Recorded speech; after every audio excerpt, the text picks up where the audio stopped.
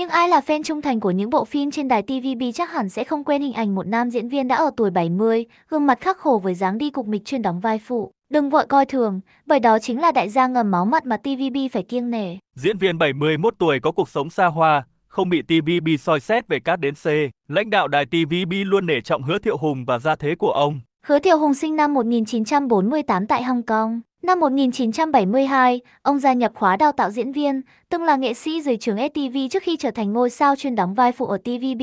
Gần đây, ông còn nhận lời đóng phim tại đại lục. Trong sự nghiệp diễn xuất, ông góp mặt trong cả trăm dự án phim, nổi bật có Sứ Đồ Hành Giả, Mơ Cầu Phong Vân, Huyết Chiến. Nhân vật phản diện Lục Khiêm đến một viên quan nhỏ tham danh hám lợi, câu kết với kẻ ác để hãm hại Lâm Sung. Vai diễn này được thể hiện bởi Hứa Thiệu Hùng. Sau vai diễn này, Hứa Thiệu Hùng cũng bị khán giả ghét lây. Tuy nhiên, ông vẫn là diễn viên chuyên nghiệp và gắn bó với nghề qua 5 tháng, bất kể vai diễn xấu đẹp, lớn nhỏ. Hứa Thiệu Hùng trong vai Đàm Hoan Hỷ hay còn gọi anh Hoan Hỷ, trong phim Mất Dấu 3 năm 2020. 4 năm trước Đàm Hoan Hỷ là thanh tra CIB, sau đó bị cách chức. Đàm Hoan Hỷ là người của xã Đoàn Phúc Họa, là đại ca của Tiết Gia Cường, Sải Vinh và Lạc Thiếu Phong. Anh là cha của Đàm Lãng Tinh và Đàm Lãng Tình, kẻ thù của Ngụy Đức Sâm. Đàm Hoan Hỷ tham gia buôn bán ma túy ở Thái Lan. Đàm Hoan Hỷ không có chính nghĩa, không đến nỗi không có giới hạn, có thể bảo vệ chính mình vì lợi ích của bản thân, cũng có thể trung thành với công lý mà không làm tổn hại đến lợi ích của bản thân. Với màu trắng ở giữa và màu đen ở giữa, cả thiện và ác đều thoải mái chơi đùa. Đàm Hoan Hỷ sống lại từ cõi chết, một lần nữa bí mật tranh giành với Trác Khải và những người khác.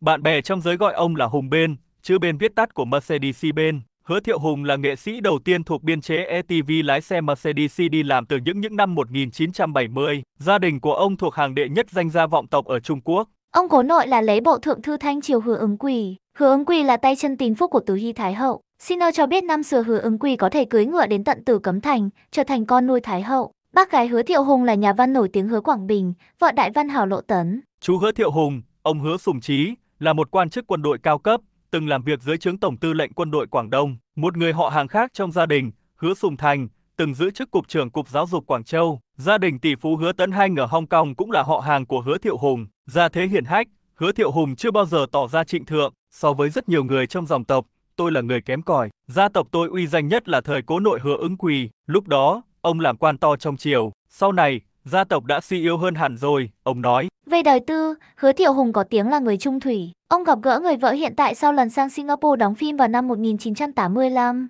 Năm 1992, họ kết hôn. Vợ ông đã từng đổ vỡ hôn nhân trong quá khứ, có một con trai riêng. Hai vợ chồng sau này có một con gái chung. Những năm qua, Hứa Thiệu Hùng thường sống ở Singapore, chỉ về Trung Quốc đóng phim. Mới đây, diễn viên gạo cội chuyên đóng vai phụ của đài TVB Hứa Thiệu Hùng tiết lộ căn nhà trị giá 2,8 triệu đô la Mỹ tại Singapore. Theo thông tin được tiết lộ trên truyền hình, Hứa Thiệu Hùng sở hữu căn biệt thự này với giá 2,8 triệu đô la Mỹ. Hiện, nam diễn viên người Hong Kong đang hoàn tất thủ tục nhập cư tại Singapore. Gia đình tôi quyết định tới Singapore sinh sống, do con gái tôi làm việc ở đây, Hứa Thiệu Hùng bày tỏ. Ngôi nhà của tài tử TVB rộng khoảng 400 m², có 3 tầng, gồm 6 phòng ngủ và nhiều nội thất sang trọng. Hứa Thiệu Hùng chia sẻ ông rất yêu căn nhà của mình. Mỗi lần về nhà tôi lại không muốn rời đi, nó có sức hút đặc biệt, ông nói. Hứa Thiệu Hùng đang sống cùng vợ, con gái và mẹ. Phòng khách của căn nhà được thiết kế ở khu vực đón nhiều ánh sáng mặt trời. Đây là nơi gia đình nam diễn viên 72 tuổi thường xuyên tụ tập để trò chuyện và chia sẻ những khoảnh khắc vui buồn trong ngày. Hứa Thiệu Hùng nói rằng trong một ngôi nhà,